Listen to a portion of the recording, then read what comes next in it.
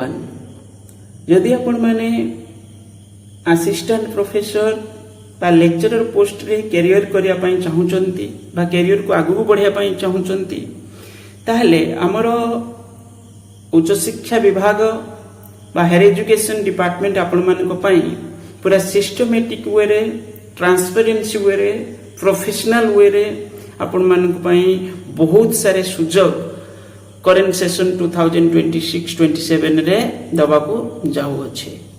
तो वीडियो को शेष पर्यंत देखंतु ये सुजोग रे केभली माने पाई परिबे सेति पई डिटेल्स आगे बुझिबा दरकार। आमे आज सेही बळी किछि माने जोटा आरंभ जोटा परे आपनकर कोन ये जो माने दुईटा इंजिन थिबा सरकार रो जो उच्च शिक्षा विभाग तो उच्च शिक्षा विभाग जो सुजोग आनी कि आपनक पाखरे पहुंचेछि तार एटा होछि माने कोन आरंभ मात्र। तो एई भली बहुत सारे सुजोग आपण मानकु मिलिबो आ से ता पुनी दुई प्रकार जो हमर गवर्नमेंट कॉलेज गुडी कर रहिला ता सहित एडेड कॉलेज गुडी कर रहिला बहुत बड़ धरणर माने एंगेजमेंट। ओके तो डिटेल्स हमें बुझिया पई चेष्टा करिबा कोन कोन सब सुजोग आगे माने एबे सुदा अवेलेबल अछि। देखंतु प्रथमे आपण जो कॉलेज रो नेम देखुचंती एटा हला आपनकर मॉडल डिग्री कॉलेज मालकानगिरी। एथिरे यदि आपण माने प्रथम जो इंपोर्टेंट पॉइंट हला कोन ना candidates who have not applied online will not allow to appear the interview. ता माने ऑनलाइन एप्लीकेशन फॉर्म करिया को पड़िबो ता परे इंटरव्यू अटेंड करिवे। जो भी डॉक्यूमेंट्स ऑनलाइन एप्लीकेशन फॉर्म रे सबमिट करिथिबे तार ओरिजिनल कॉपी धरि की जिवे जो भी प्रिंट कॉपी भी नहीं जाइए सांगरे बाय चांस तो एठी ऑनलाइन अप्लाई कोड करिवे ना hymns recruitment odisha.gov.in hymns website रे अप्लाई करिवे। जो हमरो गेस्ट फैकल्टी रिक्रूटमेंट रो जो पेज अछि सेतिरे माने जाई करी की अप्लाई करिवे। तो डेडलाइन मध्ये पर्टिकुलर कॉलेज रे दिया जाइछि आ एटा होछि आपनकर 23/6 रु 5-7 पर्यंत अच्छी कौन कौन सब्जेक्ट रे अच्छी देखो ता पूर्व गोटे जिनस कहुई hard copy of the download online submitted application सेटा नहीं करी जिबे with original and attested photocopies of all relevant documents must be physically submitted at the time of appearing the interview। okay हाँ आउटे जिनस कहबार अच्छी टेलीग्राम ग्रुप जेहेतु down अच्छी वर्तमान आप जानी तो टेलीग्राम ग्रुप को डाउन माने टेलीग्राम ऐप को पूरा पूरी डाउन कर दिया जायछि। तो तेणुक मैंने व्हाट्सएप कम्युनिटी ग्रुप रे चाहिए जॉइन करेंगे मुझे तार लिंक डिस्क्रिप्शन रे देदेवी। ओके तो कौन कौन सब्जेक्ट रे कॉलेज रे अच्छी एंथ्रोपोलॉजी बोटानी देखि परतबे सब्जेक्ट रे लिस्ट रही कौन डेट रे इंटरव्यू रहिबो आगे तो ऑनलाइन अप्लाई करेंगे ए डेट सुधा। ओके ए डेट रो ए डेट भितर ऑनलाइन एप्लीकेशन हबो हिम्स वेबसाइट रे तापरे एठी होची आपनकर इंटरव्यू अटेंड करिवे with original supported documents attested photocopies ये सब जिंस रेडी करके नै करिके।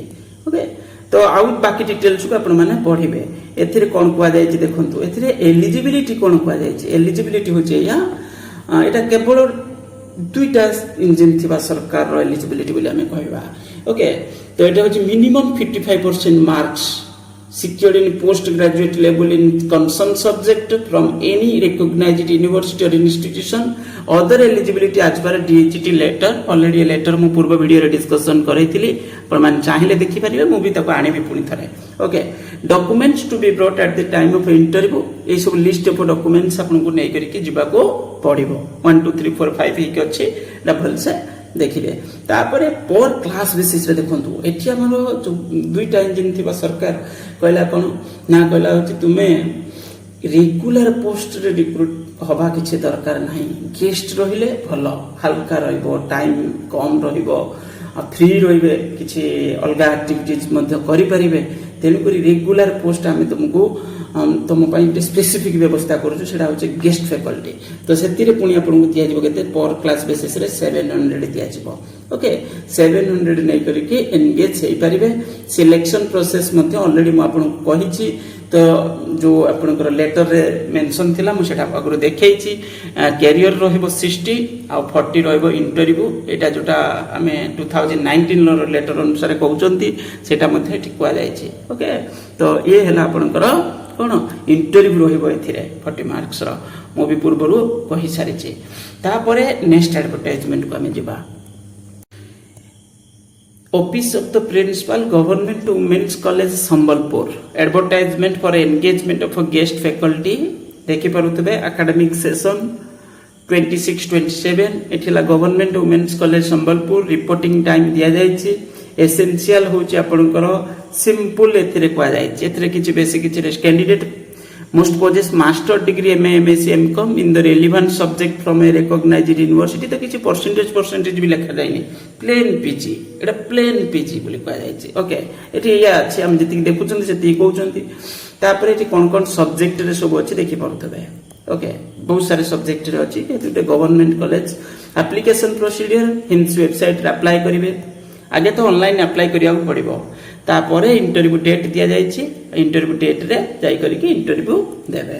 तापर ओरिजिनल कॉपी सब कोन नै कि जिबे of the interview printed copy of online application सब नै करिकि जिबे.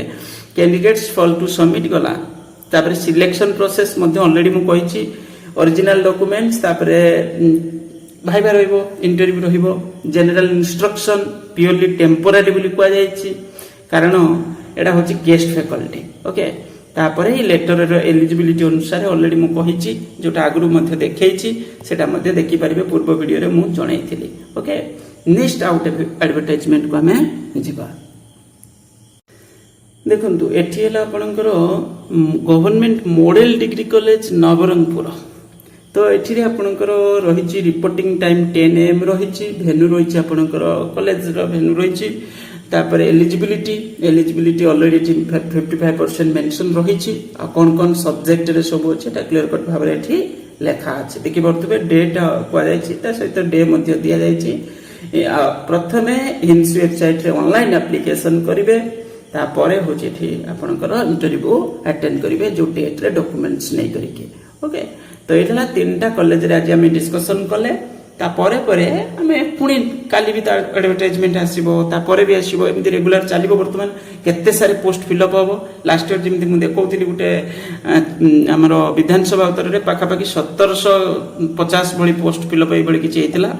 आ ता सहित पुणी एडेड कॉलेज रे आपनकर हबो से भी 2000 पाखा पाखी पोस्ट जेतु वैकेंसी अछि. से भी डीपी पोस्ट जेतु सेटा भी फिलअप होबार अछि. परंतु से भी से 1750 भली जदि भी होउची हमें एस्टिमेट करी कहउछथि.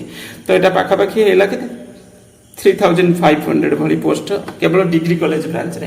तापर यूनिवर्सिटी ब्रांच हेला आपनकर एडेड जो एचएसएस गुडी करे फिलअप बहुत सारे पोस्ट हेची. तो से सब मिसे बहुत बड़ धरणर गेस्ट फैकल्टी एंगेजमेंट हम ओडिसा रे होउची. जे दुईटा इंजिन रहिले तो या हबो ना. दुईटा इंजिन रहिले स्पेसिफिक किछि न्यू प्रोसेस रहिबो आपनकर माने कोन प्रोफेशनल वे रे. त पुनी हायर एजुकेशन डिपार्टमेंट प्रमोट करू जेटा ट्रांसपेरेंसी वे रे रहउची बोली. ओके नेक्स्ट वीडियो रे हम रे ऑनलाइन एप्लीकेशन विषय रे मध्ये डिस्कशन करिबा. ता सहित एडवर्टाइजमेंट जहा भी किछि आस्तिबो सेडा मध्ये डिस्कशन करिबा. वीडियो को लाइक करिबे. चैनल को जदि सब्सक्राइब करनथिबे करनबे. Thank you.